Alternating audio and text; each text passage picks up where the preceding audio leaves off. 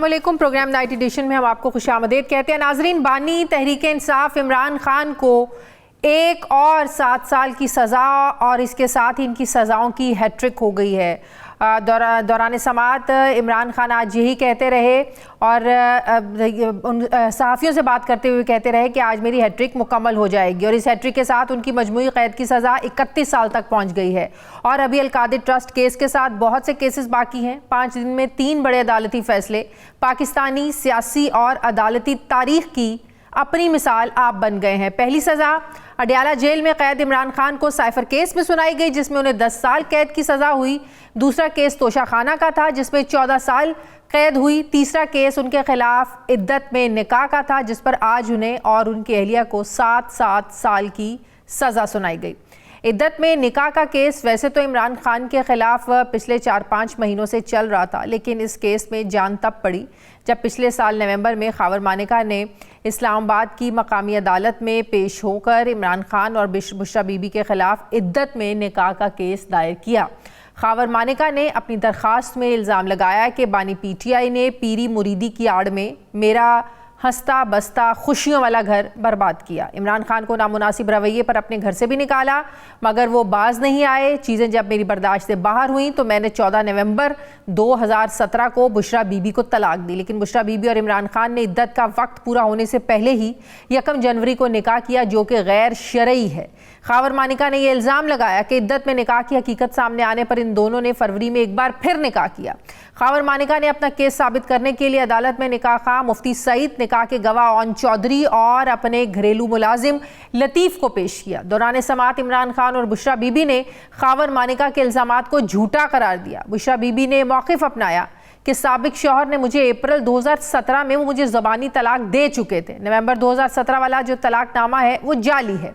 فریقین کو سننے کے بعد جج قدرت اللہ نے گزشتہ روز فیصلہ محفوظ کیا تھا, جو آج عمران خان اور بشرا بی بی کے خلاف آیا.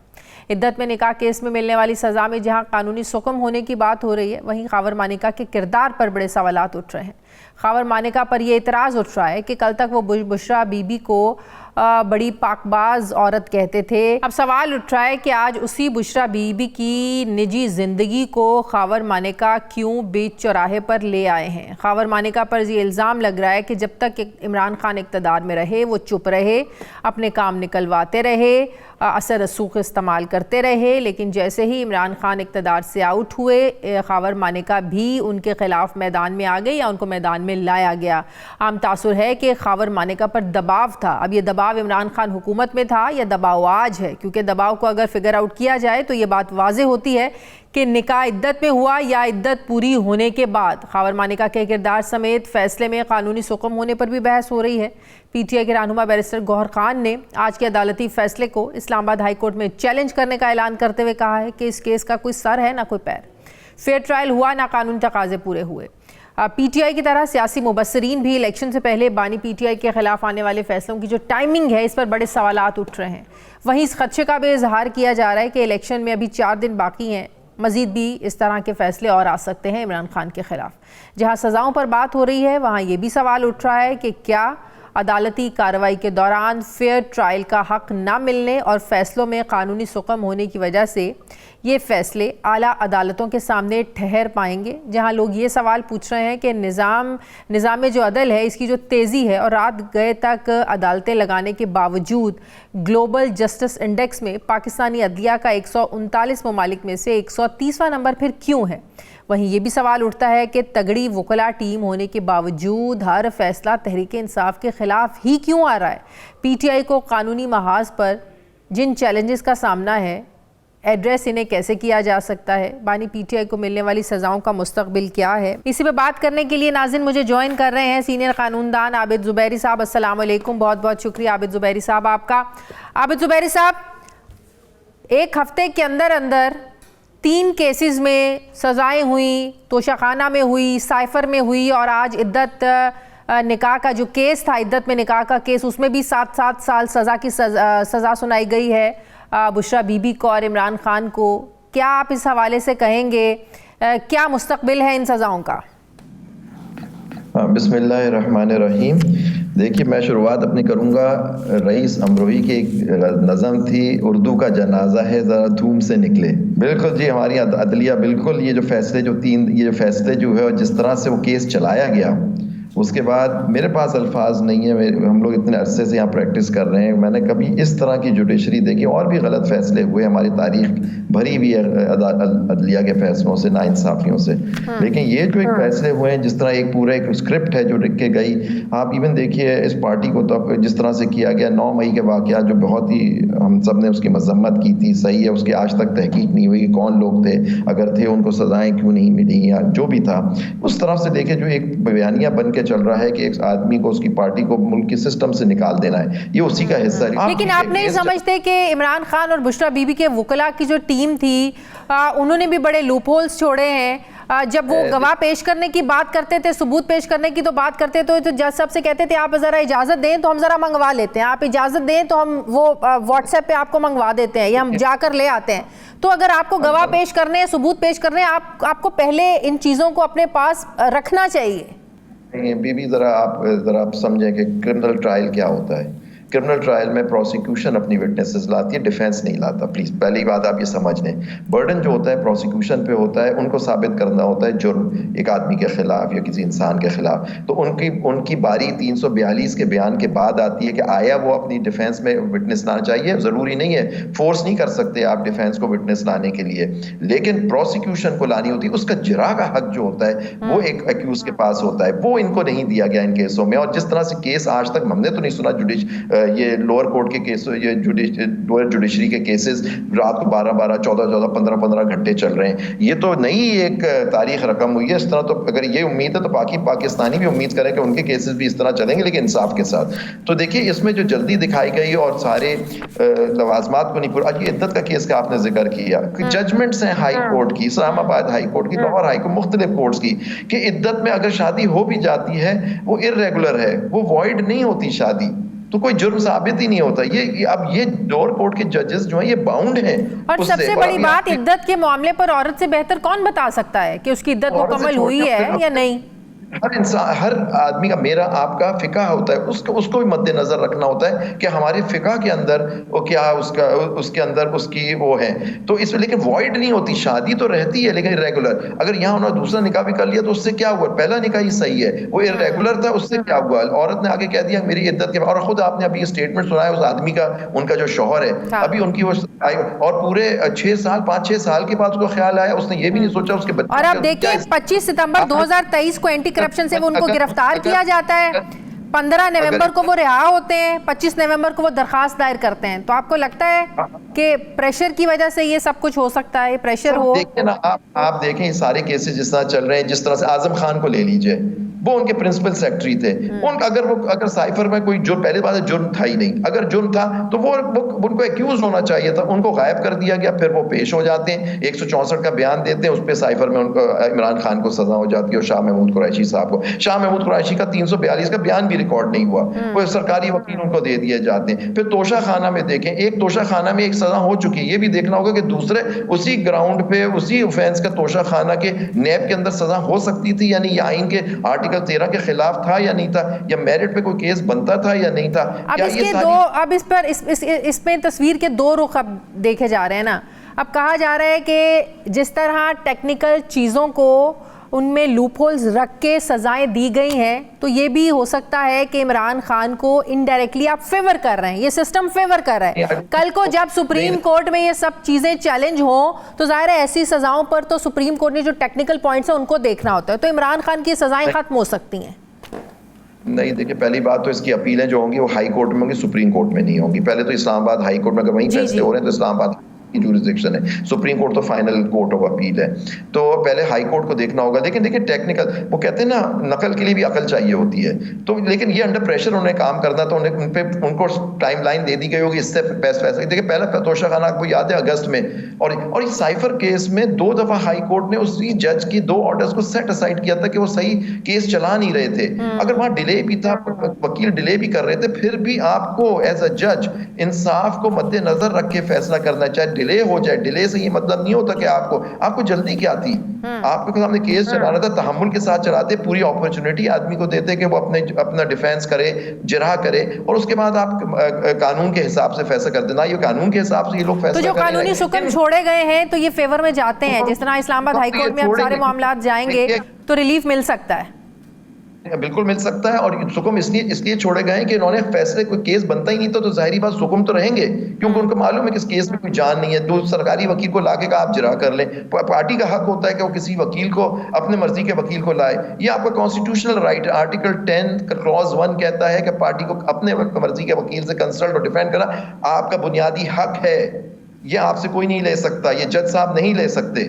تو یہ چیزیں ساری مد نظر ساری اس پوائنٹ پہ ہوگا. اب یہ دیکھنا ہے کہ ہائی کورٹ میں میرٹ کے اوپر بھی کیس سیٹ اسائیڈ ہوتا ہے یا صرف ٹیکنیکل سکم جو آپ جس کو کہہ رہی ہیں وہ جو چھوڑا ہے اس کی بیسس پہ ہوتا ہے. لیکن اگر اس کو سیاسی منظر نامے میں ساری سچویشن کو دیکھیں تو بالکل جو ماحول 2018 میں عمران خان کے لیے بنا ہوا تھا, اور جس طریقے سے الیکشن سے پہلے نواز شریف اور مریم نواز کو سزائیں دی جا رہی تھیں, بالکل سب کچھ ویسے ہی ہو رہا ہے.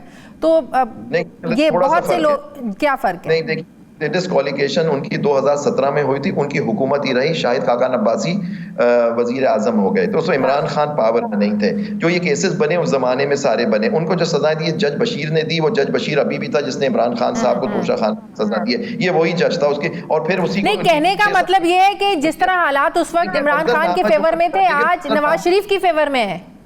نہیں, اب ٹھیک ہے وہ ہے, لیکن یہ لوگ ان کو نہیں بھولنا چاہیے کہ یہ سسٹم جو ہے نا, یہ تو 3-4 دفعہ اس چیزوں سے گزر چکے ہیں کہ یہ کل پھر کچھ یہ کرے, کچھ ہوگا تو پھر ان کے ساتھ یہ ہو رہا ہوگا. پھر کوئی ان کے لیے کھڑا ہونے والا نہیں ہوگا اس ملک میں کہ اگر یہ لوگ اب یہ دیکھ کے ناانصافی نہ ختم کریں. یہ ہوتا ہے نا کہ اپنے دشمن کو دبا لو, جتنا دبانا ہے دبا لو. تو یہ ساری چیزیں ان کو دیکھنی چاہیے کہ کس طرح سے ہو رہا ہے. لیکن اس میں سب سے بڑا جو تباہ ہوئی ہے وہ ہماری جوڈیشری ہو گئی ہے. اس سارے مذاق میں یہ جو یہ عدالتیں جس طرح چل رہی ہیں, آپ باہر کے اداریہ پڑھیں. آج ٹائمز آف لنڈن میں جو اداریہ چھپا ہے پاکستان کے کورٹس عمران خان کی سزاؤں پہ, پڑھنے والا ہے کہ ہماری یہ عزت رہ گئی, ساری جگ ہزائی ہو رہی ہے ہمارے ہر باہر کے. آپ کے چینلز تو شاید یہ چیزیں نہ دکھا سکیں انفارچونیٹلی, لیکن باہر تو یہ لوگ, آپ دیکھیے باہر کا میڈیا کیا کہہ رہا ہے ہمارے بارے میں, ہماری کیا عزت رہ گئی ہے. ٹھیک ہے, بہت بہت شکریہ. عابد زبیری صاحب میرے ساتھ تھے, بہت شکریہ آپ کا. مجھے پروگرام میں ایک بریک لینے, ناظرین واپس آتے ہیں وقفے کے بعد.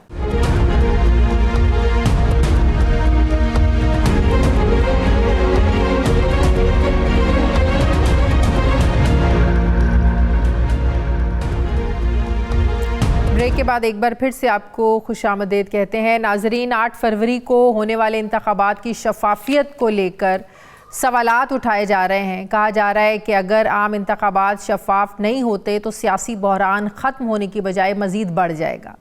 ملک کے بہت سے حلقوں میں مسلم لیگ نواز اور پیپلز پارٹی کے سامنے تحریک انصاف کے حمایت یافتہ آزاد امیدوار اپنی مقبولیت کے ساتھ ڈٹے ہوئے ہیں. بلہ گیا ہے لیکن ووٹر نہیں گیا. یہ کہ پاکستان کا پہلا الیکشن ہوگا جس میں آزاد امیدواروں کی اتنی بڑی تعداد میں ان کو اتنی حد تک اہمیت حاصل ہوگی. یقینی طور پر الیکشن کے نتائج کی قبولیت پہلے ہی متنازع ہو کر سوالات کھڑے کر رہی ہے. یہ بھی حقیقت ہے کہ سیاسی بحران کا خاتمہ کیے بغیر معاشی استحکام بھی نہیں لایا جا سکتا. کئی سیاسی جماعتوں کی طرح جماعت اسلامی نے بھی عام انتخابات کے نتائج اور مستقبل کو لے کر شکوک و شبہات کا اظہار کر دیا ہے. امیر جماعت اسلامی سراج الحق نے وائس آف امریکہ کے ساتھ ایک انٹرویو میں کہا کہ اگر الیکشن شفاف نہیں ہوئے تو ملک میں فساد ہوں گے, ہنگامے ہوں گے. سوال یہ ہے کہ اگر بیشتر سیاسی جماعتیں الیکشن کی ساکھ پر شکوک کا اظہار کر رہی ہیں, شک کر رہی ہیں, تو ایسے انتخابات کے نتائج کو کون تسلیم کرے گا؟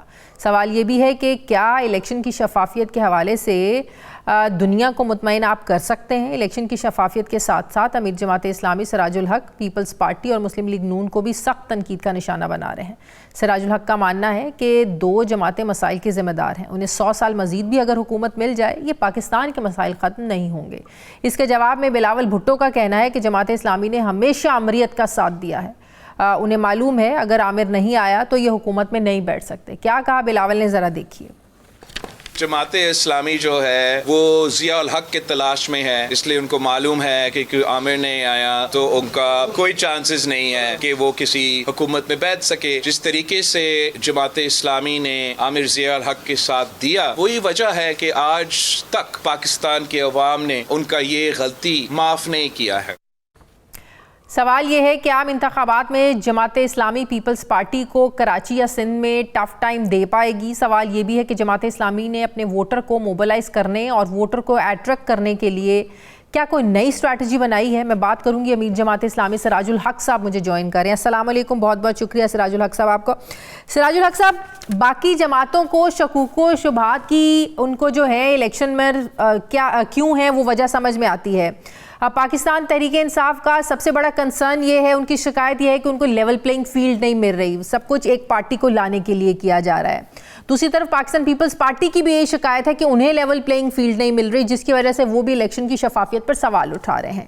کیا آپ کے لیے بھی لیول پلینگ فیلڈ کا مسئلہ ہے جس کی وجہ سے آپ کہہ رہے ہیں کہ الیکشن شفاف اگر نہیں ہوئے, آپ سوال اٹھا رہے ہیں الیکشن کی شفافیت پر, تو فساد بھی بڑھیں گے, دنگے بھی بڑھیں گے, ہنگامے ہوں گے؟ ویسے ایک ایسا الیکشن جس پر لوگوں کو اطمینان نہ ہوا اور لوگوں کو یہ یقین نہیں آیا کہ یہ جو نتیجہ آیا ہے یہ وہی ہے جس کے خاطر ہم داروں میں کھڑے تھے, جس کے خاطر ہم نے ہاتھوں میں شناختی کارڈ اٹھایا, اپنا کاروبار چھوڑ کر پولنگ اسٹیشن تک گیا اور وہ استعمال کیا, لیکن نتیجہ کچھ اور نکلتا ہے. ایسے الیکشن کے بعد جو بھی حکومت بنے گی وہ چلے گی نہیں, نہ وہ کوئی فیصلہ کر سکتی ہے, وہ صابن.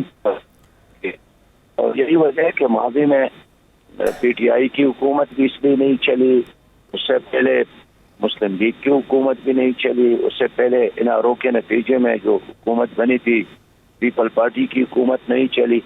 تو ہم یہی چاہتے ہیں کہ جمہوریت مضبوط ہو, سیاست مضبوط ہو جائے. پیپلز پارٹی کی حکومت نے بھی 5 سال پورے کیے, نون لیگ کی حکومت نے بھی 5 سال پورے کیے. ہاں, وزرائے اعظم ضرور بدلے لیکن 5 سال اپنا ٹینیور ان حکومتوں نے پورا کیا. اصل میں 5 سال پورا کرنا کوئی کمال تو نہیں ہے, ڈیلیور تو نہیں کر سکے نا جی. انہوں نے 3 بار مسلم لیگ نے حکومت کی وفاق میں, 3 بار انہوں نے صوبے میں حکومت کی, 4 بار پیپل پارٹی نے حکومت کی, لیکن کیا کیا ہے انہوں نے؟ کچھ تو نہیں کر سکے. تو جماعت اسلامی کے پاس لوگوں کو دینے کے لیے کیا ہے؟ کیوں ایک ووٹر جو آپ لوگوں کو ووٹ دے؟ ابھی بلاول صاحب کا بھی میں نے شارٹ سنایا, بلاول بھٹو کہتے ہیں کہ آپ کو پتہ ہے ایک عامر ہوگا تو آپ جیتیں گے, عامر نہیں ہے تو آپ نہیں جیتیں گے. ماضی میں جو آپ ضیاء الحق کا ساتھ دیتے رہے ہیں, یہی وجہ ہے کہ آج تک ہم وہیں پر کھڑے ہوئے ہیں. تو جماعت اسلامی تو کسی عامر کے سہارے کے بغیر آگے بڑھ ہی نہیں سکتی ہے. مطلب یہ ہے کہ آپ ووٹر کو کیسے اٹریکٹ کر رہے ہیں؟ کیوں ایک ووٹر آپ لوگوں کو ووٹ دے؟ ہمیں ووٹ دینے کی جو بنیادی وجہ ہے وہ یہی ہے کہ جماعت اسلامی کے ساتھ قوم کو دینے کے لیے, آگے لے جانے کے لیے, ایک اسلامی ویلفیئر سوشل ریاست بنانے کے لیے ایک منظم پروگرام ہے. ہمارے ساتھ ایک متبادل معاشی نظام ہے, ہمارے ساتھ ایک متبادل تعلیمی نظام ہے, ہمارے ساتھ ایک شفاف انصاف کا نظام موجود ہے.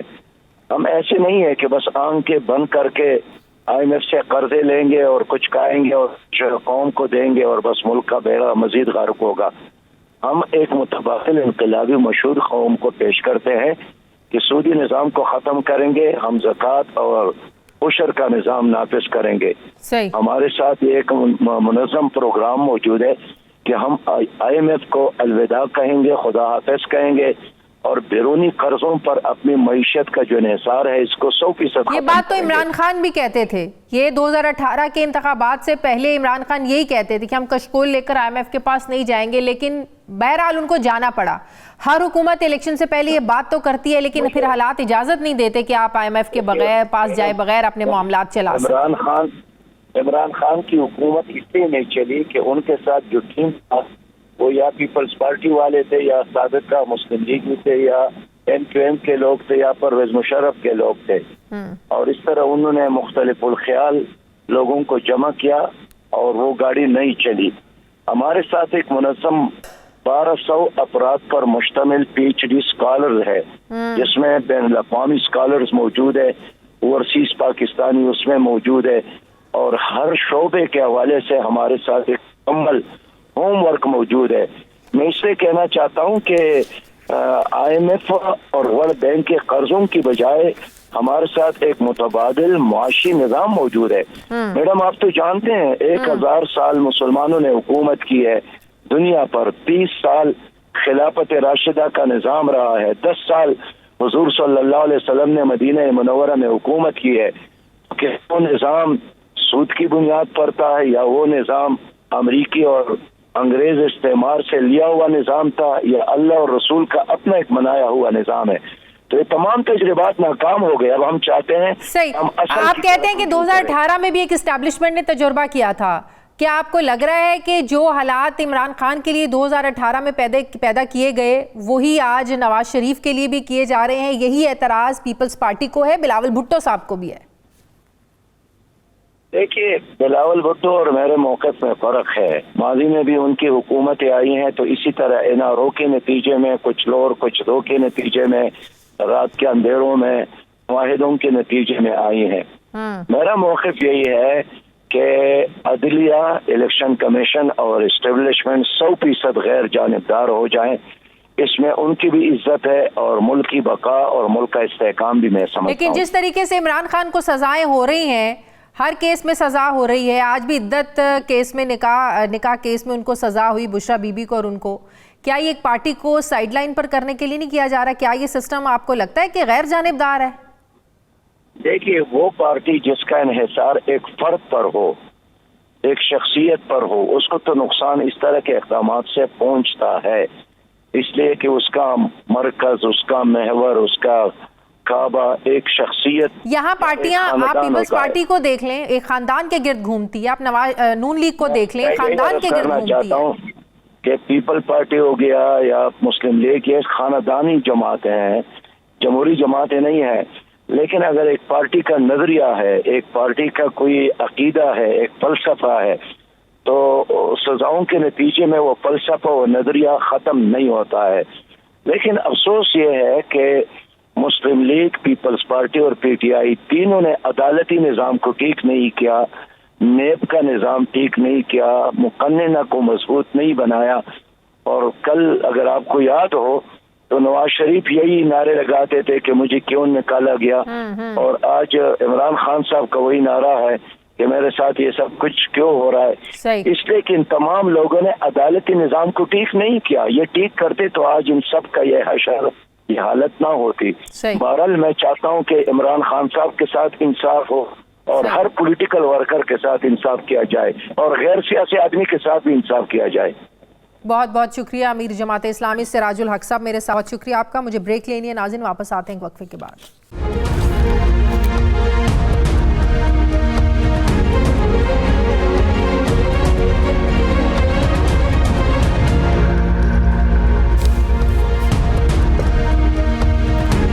بریک کے بعد ایک بار پھر سے آپ کو خوش آمدید کہتے ہیں. ناظرین, سائفر لہرانے سے پنجاب اور خیبر پختونخوا کی اسمبلیاں توڑنے تک پاکستان تحریک انصاف نے تحریک عدم اعتماد کے بعد کئی ایسے فیصلے کیے جسے مقبولیت تو ضرور ملی, لیکن پارٹی کمزور سے کمزور تر ہوتی چلی گئی اور انتظامیہ کی ناراضگی بھی مول لے لی. پی ٹی آئی نے اپنی مقبولیت کیش کرنے کے لیے اے بی سی سمیت کئی پلانز بنائے, لیکن سارے الٹے پڑ گئے. سیاسی بصیرت کا بھی عالم ہے کہ یہ جماعت اپنے انٹرا پارٹی الیکشن بھی ٹھیک سے نہیں کروا سکی. انہی غلط سیاسی فیصلوں اور پلانز کی ناکامی کا یہ عالم ہے کہ الیکشن میں صرف 4 روز باقی ہیں, لیکن پی ٹی آئی کے پاس کپتان ہے, نہ بلے کا انتخابی نشان ہے, اور نہ ہی پی ٹی آئی کے حمایت یافتہ آزاد امیدواروں کی انتخابی مہم میں کوئی جان ہے. ایسے میں تحریک انصاف کا الیکشن میں 2/3 تو دور سادہ اکثریت حاصل کرنا, بلکہ سیاسی میدان میں مسلم لیگ نون اور پیپلز پارٹی جیسی سیاسی جماعتوں کو شکست دینا, کیا یہ دیوانے کا خواب جیسا نہیں ہے؟ سوال یہ ہے کہ پی ٹی آئی پاکستانی سیاست کے ڈائنامکس کو سمجھنے میں کیوں دیر کر رہی ہے؟ اس میں کوئی شک نہیں ہے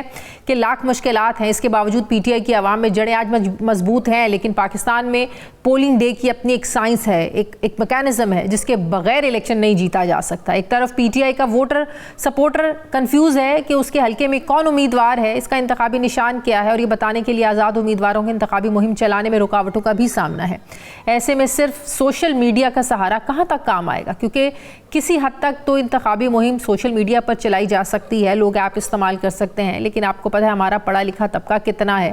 بہت سے ایسے لوگ ہیں جن کے پاس سمپل فون ہیں, ان کو پتہ نہیں ہے کہ ایپس کیسے یوز کرنی ہے, تو وہ کیسے جو ہے نا وہ پی ٹی آئی کا حمایت یافتہ جو امیدوار ہے کیسے اس کے بارے میں جانکاری جو ہے وہ نالج رکھے گا. میں بات کروں گی علی محمد خان صاحب, پاکستان تحریک انصاف کے سینئر رہنما مجھے جوائن کر رہے ہیں. السلام علیکم, بہت بہت شکریہ علی محمد خان صاحب آپ کا.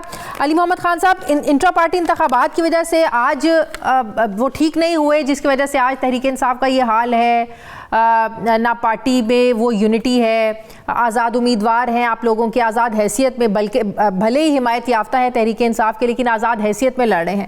اب جو کل پرسوں جو اعلان ہوا کہ آپ کے 5 فروری کو انتخابات ہوں گے انٹرا پارٹی کے, کل اچانک سے یہ پھر آپ لوگ اعلان کر دیتے ہیں کہ نہیں اب جو ہمارے کینڈیڈیٹس ہیں وہ بھی بیزی ہیں, نہیں ہو سکتے انتخابات. تو کیا یہ اچھا نہ ہوتا کہ وقت پر انتخابی آپ لوگ انٹر پارٹی الیکشنز کروا لیتے, اپنا سرٹیفکیٹ الیکشن کمیشن میں دے دیتے, آپ لوگوں کو وہاں سے ساری جو ہے نا وہ ان کی اجازت مل جاتی, تو پارٹی ایک چھتری تلے جمع ہو جاتی, جو آزاد حیثیت میں لوگ لڑ رہے ہیں انہیں پارٹی باقاعدہ شکل میں مل جاتی, تو یہ زیادہ آسان نہ ہوتا آپ لوگوں کے لیے؟ بہت شکریہ. بسم اللہ الرحمن الرحیم. اللہم صلی وسلم وبارک علی سیدنا محمد وعلی آل محمد. سب سے پہلے تو میں معذرت خواہ ہوں کہ میں ویڈیو پہ جوائن نہیں کر سکتا, ہماری کیمپین ہے جی, تو کیمپین کے دوران اب یہ مومنٹ میں ہے. دیکھیے اس وقت پاکستان تحریک انصاف ایک ایسی صورتحال سے دوچار ہے کہ جس میں ان اصولوں پہ اسٹینڈ لینے کی پاداش میں آج تحریک انصاف کو مسئلے مسائل, عمران خان صاحب کی امریکہ سے ذاتی دشمنی تو نہیں تھی, پاکستان میں اڈے نہ دینا یہ ایک نیشنل کاز تھا, ایبسولوٹلی ناٹ, یہ پوری قوم کی آواز ہے. دوسرا تو عمران خان صاحب نے کچھ ان ایشوز پہ ہماری جماعت میں اسٹینڈ لیا کہ جمہوریت میں آپ کو عوام کی آواز, عوام کی منشا پہ ملک کو جو ہے وہ چلانا ہے, اس میں تو کسی کی من مرضی جو ہے وہ نہیں چل سکتی. قوم اشرف خان صاحب کے ساتھ ہے, مشکلات ضرور ہیں, ان کے کیسز میں سخت فیصلے بھی آئے ہیں جس سے نہ قوم ایگری کرتی ہے نہ طور جماعت. ان کیسز میں بڑا شکم ہے, قوم کو اپنا بالکل امید نہیں چھوڑنی چاہیے. یہ بڑی عدالتوں میں, اوپر کی عدالتوں میں یہ ختم ہو جائیں گے. 8 فروری کے لیے انشاءاللہ قوم کا فیصلہ, میں تو گراؤنڈ پہ دیکھ رہا ہوں, میں جو جدھر موو کر رہا ہوں وہاں. ٹھیک ہے, انٹرا پارٹی آپ لوگوں نے کیوں نہیں کروائے؟ پہلے اعلان ہوا, جب اعلان ہوا تب نہیں پتا تھا کہ کینڈیڈیٹ بزی ہیں, جو بعد میں عذر پیش کیا گیا کہ کینڈیڈیٹ بزی ہیں تو یہ بڑا مشکل ہو جائے گا, تو کیا یہ پہلے سب کچھ نہیں پتا تھا جو آپ نے پہلے اعلان کیا, اس کے بعد پھر آپ لوگوں نے کہا نہیں انتخابات کے بعد ہوں گے؟ دیکھیے میرے خیال میں اس میں 2 نکات بڑے اہم ہیں. پہلا تو یہ ہے کہ ایک الیکشن ہماری جماعت کروا چکی تھی جو ابھی آخری ہوا اس سے پہلے, لیکن اس کو الیکشن کمیشن آف پاکستان نے نہیں مانا. اس کے بعد ایسی صورتحال میں جب عمران خان صاحب کے کیسز ہیں, آدمی کی لیڈرشپ پارٹی چھوڑنے سے مجبور ہو گئی, باقی آدمی جیل میں ہے, خدا کر کے چند کچھ سیاسی چہرے میرے جیسے باہر نکل پائے, عدالت کے حکم سے جیل سے نکل آئے. وکلاء کو مجبوری کے عالم میں پارٹی کے امور سنبھالنے پڑے. وہ وکلاء جو اپنی فیلڈ کے تو ماہر تھے لیکن پارٹی کے امور اور پورے پاکستان میں جتنی گریف خان صاحب کی یا خان صاحب کی جو مین ٹیم ہوا کرتی تھی, جس میں قریشی صاحب تھے, اسد عمر صاحب تھے, اس میں فواد چوہدری صاحب تھے اور بہت سے لوگ تھے, خیبر پختونخوا کے پریس پٹل وغیرہ تھے, تو وہ سارے جب سائڈ پہ ہو گئے یا مسئلے مسائل ہو گئے تو اس میں کچھ سیاسی شکم تو آنا وہ ایک فطری عمل ہے. ان حالت میں بھی ہم نے الیکشن کمیشن کے حکم پہ پھر بھی جا کے الیکشن کروایا. دوسرا نقطہ اس میں یہ ہے کہ جتنی باریکی بینی سے عمران خان صاحب اور تحریک انصاف کی ہماری اس الیکشن کو اسکروٹینائز کیا گیا ہے, کیا اتنی باریکی بینی سے نون لیگ یا پیپلز پارٹی کا کیا گیا؟ تو مطلب یہ ہوا کہ آپ لوگوں کو پھر سے یہ خوف تھا یا آپ لوگوں کو تھا کہ الیکشن کمیشن سے پھر انصاف نہیں ملے گا, پھر آپ لوگوں کے انٹر پارٹی الیکشنز کو رد کر دیا جائے گا, شاید اسی لیے آپ لوگوں نے مؤخر کیا؟ دیکھیے ہم اپنی بھرپور کوشش کریں گے کہ جو قانونی سکم ہے وہ نکلے, لیکن پاکستان کی تاریخ میں پہلی بار ایسا ہوا ہے کہ جنرل الیکشن سے پہلے ملک کی سب سے بڑی جماعت سے انتخابی نشان چھین لیا جائے. اس کے باوجود ہماری سوشل میڈیا کو میں سلام پیش کرتا ہوں, لیکن سوشل میڈیا ہر ایک کی ایکسیس میں نہیں ہے. آپ کہتے ہیں کہ پاکستان کی عوام کا ایک بڑا حصہ آپ لوگوں کے ساتھ ہے, تو اس عوام کے ایک بڑے حصے کے پاس یہ فیسلٹیز نہیں ہیں, ان کے پاس انٹرنیٹ نہیں ہے, اینڈرائڈ فون نہیں ہے, آئی فونز نہیں ہیں. کیسے سوشل میڈیا پر لوگ آپ کی کیمپین کو فالو کریں؟ کیسے کسی کو پتہ چلے کہ اس کانسٹیچوئنسی میں کون سا پی ٹی آئی کا حمایت یافتہ امیدوار ہے اور اس امیدوار کا نشان کیا ہے؟ یہ اتنا آسان نہیں ہے کہ اگر آپ صرف ریلائے کر کے بیٹھے ہوئے ہیں سوشل میڈیا کیمپین پر. لیکن اس کا نتیجہ تو آپ کو 8 فروری کو نظر آ جائے گا. ہمارے خیال میں تو ہمارے تقریباً ہر حلقے میں عوام کے گھر گھر تک یہ بات پہنچ چکی ہے کہ تحریک انصاف کا اپنا کینڈیڈیٹ یہاں پہ کون ہے. ان مشکل حالات میں تحریک انصاف کو کریڈٹ دینا چاہیے کہ ہر طرح کے مصائب کے باوجود ہم نے میکسیمم آج بھی تحریک انصاف نے سب سے زیادہ سیٹوں پہ اپنے لوگ کھڑے کیے ہیں. علی محمد خان صاحب, میں نے جتنے حلقوں سے آن گراؤنڈ جا کر پروگرامز کیے ہیں, یقین کریں لوگوں کو نہیں پتا تھا کہ پی ٹی آئی کا حمایت یافتہ امیدوار کون ہے, اور اگر کسی کو پتا بھی تھا تو ظاہر ہے اس کو یہ تو بالکل نہیں پتا تھا اس کا انتخابی نشان کیا ہے. ظاہر ہے اگر کسی کو پتا ہے یہ بندہ ہے تو اس نے بندوں کی تصویریں تو نہیں ہوگی, کینڈیڈیٹ کی تصویر تو نہیں ہوگی, ظاہر نشان ہوگا. تو میں نے آن گراؤنڈ جتنے جا کر باہر لوگوں کے ساتھ پروگرامز کیے ہیں, لوگوں کو نہیں پتا آپ لوگوں کے کینڈیڈیٹس کا اور نشانات کا. میرے سامنے آپ شاید ارلی فیز میں گئی ہوں گی. نہیں, میں یہ پچھلے 2-3-4 ہفتوں سے میں مسلسل جا رہی ہوں. تو لوگ ایسا نہیں ہے, لوگ ڈالنا بھی چاہتے ہیں. اگر کسی سے پوچھیں آپ نے کس کو ووٹ دینا ہے, وہ کہتے ہیں عمران خان کو دینا ہے. ان سے سوال پوچھیں کون ہے امیدوار, بہت سے لوگ کہتے ہیں ہمیں پتہ نہیں ہے لیکن ہم نے عمران خان کو سپورٹ کرنا ہے. تو ایسی کنفیوژن میں نے آن گراؤنڈ دیکھی ہے. دیکھیے یہ جو کیا گیا ہے اس سے پاکستان کے اس بہت بڑے جمہوری عمل پہ سوالیہ نشان کھڑے تو ہو گئے ہیں. یہ الیکشن ہونے سے پہلے ہی متنازع ہو چکا ہے, لیکن اس کے باوجود الیکشن کے آخری ہفتے میں تقریباً ہر گھر کو پتہ لگ چکا ہے کہ اس کے حلقے میں تحریک انصاف کا ممبر کون ہے, اس کا نشان کون ہے, اس کا کینڈیڈیٹ کون ہے. انشاءاللہ 8 فروری کو آپ دیکھ لیں گے جو فیصلے آئے ہیں خان صاحب کے تحریک انصاف کے خلاف, ایک فیصلہ 25 کروڑ عوام کا بھی آ جائے گا 8 فروری کو. تو اس کا مطلب آپ کو یہ تو امید ہے کہ صاف اور شفاف الیکشن ہوں گے. لیکن صاف اور شفاف الیکشن کو تو آپ نے ادھر کوشچنیبل کر دیا جب سب سے بڑی جماعت سے آپ نے الیکشن سمبل لے لیا. آنے کی چھوٹی جماعت سے تھی ان کو چھوٹا سا جرمانہ کر کے آپ نے الیکشن لڑنے دیا. لیکن ہم عوام سے پر اعتماد ہے کہ عوام عمران خان کے ساتھ. بہت بہت شکریہ تحریک انصاف کے رہنما علی خان صاحب میرے ساتھ تھے. بہت شکریہ. مجھے بریک لینی ہے ناظرین, واپس آتے ہیں وقفے کے بعد.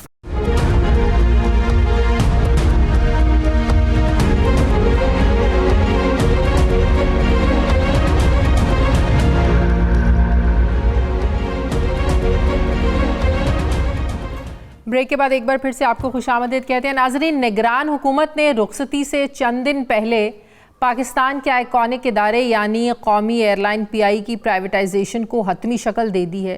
کہا جا رہا ہے کہ پی آئی کی پرائیویٹائزیشن کو لے کر تقریباً 98% کام مکمل کر لیا گیا ہے, اور جو 2% رہ گیا وہ بھی اگلے ہفتے وفاقی کابینہ کی منظوری سے مکمل ہو جائے گا. اس پلان کے تحت پی آئی اے کی نجکاری کے لیے اس کے ذمے 830 ارب روپے کا خسارہ نئی ہولڈنگ کمپنی کو منتقل کیا جائے گا. یعنی ایک ہولڈنگ کمپنی بنا کر تمام واجبات اسے منتقل کیے جائیں گے اور پھر مرحلہ وار اثاثوں کی فروغ سے واجبات کو ادا کیا جائے گا. اہم نقطہ اس میں یہ ہے کہ ایس آئی ایف سی نے مالیاتی مشیر سے اثاثوں کی مالیت کا تعین کرائے بغیر قومی ایئر لائن کو 2 حصوں میں تقسیم کرنے کی منظوری دی ہے. ذرائع یہ بتاتے ہیں کہ نگران وزیر خزانہ ڈاکٹر شمشاد اختر نے مالیاتی مشیروں کی جانب سے مالیت کے تعین میں کمزوریوں کے حوالے سے کارآمد سوال اٹھائے, لیکن انہیں اگنور کر دیا گیا, نظر انداز کر دیا گیا. نگران حکومت پی آئی اے کی نجکاری کا کام جلد از جلد مکمل کرنا چاہتی ہے, اس لیے منگل یا بدھ کو وفاقی کابینہ بھی پی آئی اے کے کلیدی آپریشنز کی فروخت کو لے کر لین دین کے حقیقی ماڈل کی منظوری دینے کے لیے بھی تیار ہے. اب اس سارے ضمن میں پرائیویٹائزیشن کمیشن ایک تفصیلی سمری کابینہ اجلاس میں پیش کرے گا. نگران وفاقی وزیر برائے نجکاری فواد حسن فواد کا یہ کہنا ہے کہ پی آئی اے کے 55% شیئرز فروخت کرنے کی تجویز دی گئی ہے, جبکہ باقی 45% شیئرز حکومت اپنے پاس ہی رکھے گی. وفاقی وزیر کا یہ بھی دعویٰ ہے کہ نگران حکومت نے 4 مہینوں میں وہ کام کر دکھایا ہے جو ماضی کی حکومتیں کر ہی نہیں سکیں, 2 دہائیوں میں بھی نہیں کر سکیں. مگر سوال یہ ہے کہ کیا یہ اہم کام عجلت میں تو نہیں کیا جا رہا؟ سوال یہ بھی ہے کہ نگران حکومت یہ کام خود سے کیوں کرنا چاہتی ہے جبکہ نئی منتخب حکومت کی تشکیل صرف چند دن کی دوری پر رہ گئی ہے. دوسری طرف سرمایہ کاری سہولت کونسل کی ایپکس کمیٹی نے نہری نظام کی بہتری اور ایف بی آر میں اصلاحات کی منظوری بھی دی ہے. ساتھ ہی ساتھ نگران حکومت نے تاجر دوست ایک ایپ بھی بنائی ہے جس کے ذریعے کروڑوں پرچون فروشوں کو ٹیکس نیٹ میں لایا جائے گا. موبائل ایپ کے ذریعے ملک بھر کے تمام پرچون فروشوں اور تاجروں کو رجسٹر کیا جائے گا اور ان پر دکان کے سالانہ کرائے کا 10% ٹیکس لگایا جائے گا. اسکیم کے تحت ادا کیا جانے والا انکم ٹیکس ایک ایڈوانس ٹیکس کی شکل میں وصول کیا جائے گا. اس کے علاوہ اسٹیٹ بینک نے جو اعلان کیا ہے کہ تمام کرنسی نوٹ نئی شکل میں نئے فارمیشن کے ساتھ جاری کیے جائیں گے. سارے پروسیس کو 2 سال لگیں گے. میں بات کروں گی ڈاکٹر خاقان نجیب صاحب مجھے جوائن کریں. السلام علیکم, بہت بہت شکریہ ڈاکٹر صاحب آپ کا. ڈاکٹر صاحب, پرائیویٹائزیشن کا معاملہ کوئی نیا نہیں ہے, چاہے پی ٹی آئی کی حکومت ہو, پیپلز پارٹی کی ہو یا نون لیگ کی حکومت ہو, ہر دور میں ان اداروں کی جو بوجھ بنے ہوئے ہیں سرکار پر, اس ملک پر, ان کو پرائیویٹائز کرنے کی بات کرتے رہے ہیں. لیکن واقعی فواد حسن فواد صاحب نے وہ بات بالکل ٹھیک کی کہ اس حکومت نے 4 مہینوں میں وہ کر دکھایا جو پچھلی 2 دہائیوں کی حکومتیں کر ہی نہیں سکیں. یہ اتنی عجلت میں یہ سب کچھ کیوں کیا جا رہا ہے؟ بسم اللہ الرحمن الرحیم. شازیہ, جو ہماری ایس او ایز ہیں, تھوڑا سا اس کا کانٹیکسٹ سمجھ لیتے ہیں. دیکھیں 212 ایس او ایز ہیں, اور یہ بات مجھے اس لیے معلوم ہے کہ جب میں حکومت میں آیا تو میں نے ریئلائز کیا کہ میں ڈیٹا چاہتا ہوں اسٹیٹ اونڈ انٹرپرائزز کا. یہ 2008-9 کی گفتگو کر رہا ہوں میں آپ سے, تو مجھے ڈیٹا ہی نہیں ملتا تھا. کئی ایس او ایز کی بیلنس شیٹ جو تھیں وہ کئی سال گزر جاتے تھے, پبلش نہیں ہوتی تھی. 2011-12 کے ڈیٹے پہ بیس کر کے 2013 کی ایک ہم نے رپورٹ چھاپی. یہ رپورٹ میں نے خود کیونکہ کمپائل کرائی پہلی دفعہ سرکار میں, اور اس میں ہم نے یہ بتایا کہ 212 اسٹیٹ اونڈ انٹرپرائز ہیں, 85 کمرشل ہیں, ان 85 کے نیچے ان کی 83 سبسیڈریز ہیں, 44 نان کمرشل اینٹیٹیز سیکشن 42 کی کمپنیز, اور پھر ریگولیٹری باڈیز ہیں. یہ تو ہے حجم اس وقت. پاکستان فائنینشیل ایریا میں, انڈسٹریل اسٹیٹس میں, انفراسٹرکچر اینڈ ٹرانسپورٹ میں, مائنز اینڈ منرلز میں, آئل اینڈ گیس میں, پاور میں, اور ٹریڈنگ اینڈ مارکیٹنگ میں, ان سب میں سرکار کا ایک بہت بڑا فٹ پرنٹ ہے. اس پہ بیس کر کے ہم نے ہر سال یہ رپورٹ چھاپی. ابھی 2022 کی رپورٹ میں ایک صرف گفتگو کر دوں, 10 جو ٹاپ لاس میکنگ ہیں یہ تقریباً وہی ہیں جو پچھلے 10 سال سے چل رہی ہیں. 7 اس میں سے انرجی کمپنیز ہیں. پی آئی اے از آلسو دیئر. پی آئی اے کا اس سال کا لاس 153 ارب روپے کے قریب ہوگا. ایک اور سال رکھیں گے 2024 میں ایک اور 100 ارب ایڈ ہو جائے گا. اب اس کا مطلب یہ نہیں ہے کہ صرف جو پی آئی اے ہے یا جو یہ انرجی سیکٹر ہے یا جو گیس سیکٹر کی کمپنیز جو اتنے بڑے نقصانات کر رہی ہیں یہ صرف مینجمنٹ فیلئر ہے. یہ ہمارا ایک اوور آل فیلئر ہے. نہ ہم بورڈ اپوائنٹ کر سکتے ہیں کسی کام کے, نہ ہم مینجمنٹس کو ٹائم دے سکتے ہیں کہ وہ خود کام کریں. اب یہ فیصلہ ہوا کہ جی یہ پرائیویٹائز کرنی چاہیے. 90 کی دہائی سے پرائیویٹائزیشن کا عمل جو ہے وہ چل رہا ہے. اس میں بہت سی پرائیویٹائزیشنز ہوئی بھی ہیں. آج جہاں کھڑے ہیں اس میں ایک کوشش پی آئی اے کی جو ہے, یہ بھی میں آپ کو شازیہ آپ کلیئر کروں, 2016 کی ایک رپورٹ ہے ایسے ہی ایک فائنینشیل مینیجر کی پی آئی اے پہ, اور یہ بائیفرکیشن کی گفتگو تب سے چل رہی ہے. تب بھی یہ تھا کہ ایک بیڈ پی آئی اے اور ایک گڈ پی آئی اے بنا دی جائے, یعنی کہ یہ جو کرنٹ پی آئی اے ہے اس کو کلین اپ کر دیا جائے اور سارے ڈیٹس موو کر دیے جائیں, اور جو پبلک سیکٹر کے ہیں جو آپ سن رہی ہوں گی کہ 260 یا 70 ارب ہے جو گورنمنٹ نے اپنے ذمے لے لیا. سو یہ تب کا پلان تھا, یہ اب اس کا ایک فالو تھرو آپ دیکھ رہے ہیں. اچھا, اس کا آئی ایم ایف پروگرام سے تعلق ہے کہ آئی ایم ایف پروگرام نے ہم نے مارچ میں دوبارہ جانا ہے, تو اس سے پہلے یہ کرنا ضروری ہے. یہ آئی ایم ایف کے پریشر میں, یہ آئی ایم ایف کے ساتھ جو ہمارا معاہدہ ہوا, کیا یہ اس کا حصہ ہے؟ تو دیکھیے آئی ایم ایف کے پروگرام میں جانے کی بات آپ نے اچھی سامنے رکھی. پاکستان کا 8 فروری کو ایک پولیٹیکل ٹرانزیشن ہے. اس ہی طرح کا بہت اکنامک جو ٹرانزیشن ہے ہونے جا رہا وہ مارچ میں ہے, جب یہ stand by arrangement. Shazia, this is not a program, this is just an arrangement, it's a bridge facility. All it is doing for you is کہ یہ 9 ماہ آپ کو رائڈ آؤٹ کرا رہا ہے تاکہ آپ فورن کرنسی کے کرائسس میں یا بیلنس آف پیمنٹس کے چیلنج میں نہ آ جائیں, کیونکہ 25 ارب ڈالر اس سال بغیر آئی ایم ایف کی امبریلا کے کلیکٹ نہیں ہو سکتے. Next is the real challenge. ابھی کام تو شروع ہی نہیں ہوا شازیہ کہ جو ایکسٹینڈیڈ فنڈ فیسلٹی جس کو پروگرام کہتے ہیں وہ 3 سال کا کیسے ہوگا. یہ تو ایک اتنا بڑا چیلنج اٹ سیلف ہے.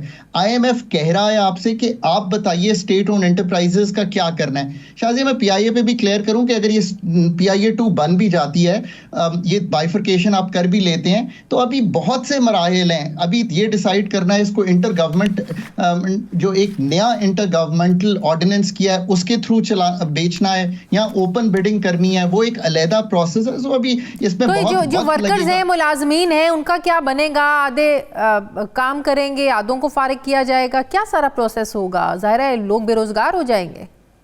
देखें, एक तो अच्छा गोल्डन हैंडशेक इस प्रोसेस में हमेशा ऑफर कर दिया जाता है। उसका मतलब ये है कि जो मुलाजमीन ये समझते हैं कि देव क्रॉस्ड सर्टेन एज और वो निकलना चाहते हैं इस चीज से, तो वो घर चले जाते हैं। हाँ। लेट्स से कि बाकी ऑफ कोर्स पायलट्स तो हर एक को चाहिए होंगे ना। लेट्स से कि अगर एक नया ऑपरेटर आता है, वो चलाना चाहता है पीआईए को, वो ये 15-20 पुराने जहाज़ों से तो पीआईए नहीं चल रही ना। 34 जहाज़ है मेरा ख्याल है इस वक्त, उसमें से 15 ऑपरेशनल है, उनसे तो पीआईए नहीं चलनी। उसका मतलब है कि नए जहाज लाने हैं तो उसमें पायलट्स तो हमेशा चाहिए होंगे, इसी तरह ग्राउंड स्टाफ भी चाहिए होगा, रिजर्वेशन के लोग भी चाहिए। So you know it is a process, but this process has to continue really. इसमें मैं एक बात हमेशा कलीदी करता हूं, अगर आपने वाकई प्राइवेटाइजेशन प्रोसेस को तकवीत देनी है तो आप प्राइवेटाइजेशन कमीशन को पहले स्ट्रेंथन कीजिए, एक अच्छा चेयरपर्सन लाइए जो ये दुनिया भर में काम करना जानता हो और वो ये काम आगे बढ़ाए पाकिस्तान। बहुत शुक्रिया डॉक्टर खाकान नजीब मेरे साथ है। प्रोग्राम का वक्त खत्म हो गया। नाजरीन फीडबैक दें, अपना ख्याल रखें, मुझे इजाजत दें, अल्लाह हाफिज।